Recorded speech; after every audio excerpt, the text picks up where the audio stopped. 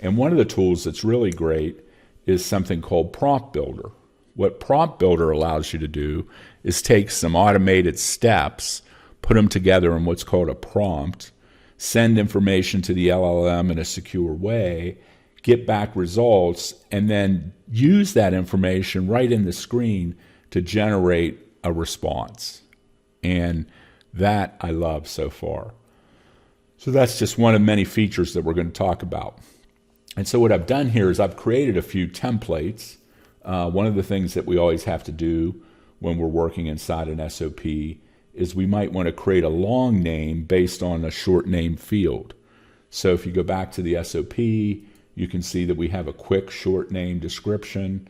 What are the benefits of standard operating procedures? And I've got a long name field here that I can use to elaborate on that.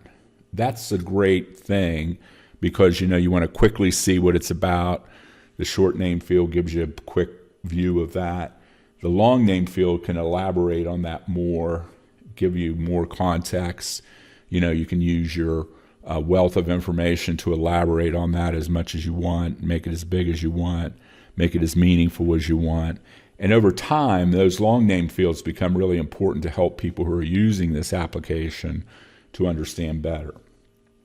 Now, what you'll notice is that short name is really sort of a request also.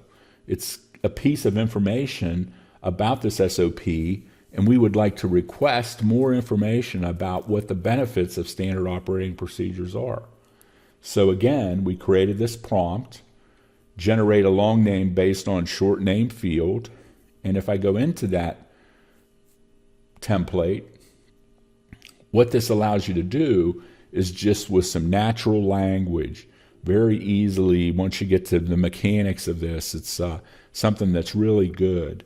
And you can kind of build out a prompt that says, hey, return text for a longer description based on the text in this field.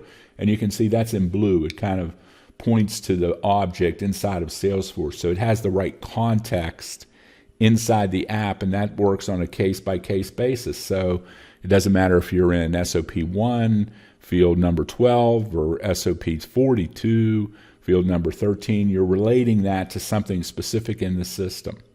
And then you can actually associate that with the resolution and the response, and it will pull that information and allow you then to quickly use it. Now, the other thing you'll see over here, which is great, is you can actually specify where you want that information to come from. So you can see here that by default, Salesforce and Agentforce provide a lot of different sources. If I wanted to use the Azure OpenAI ChatGPT version, if I wanted to use ChatGPT version myself, if I wanted to use here, some people like it better over there. As more and more of those large language models come into being, we're going to be able to create the preference of where we want to pull this information from. We can even do something that's pretty simple, which is we can create these little BYO files, these little imported bring your own LLM, and that eventually will become very valuable because, as this stuff evolves, you might have specific large language models to the industry. You might have them specifically to your company.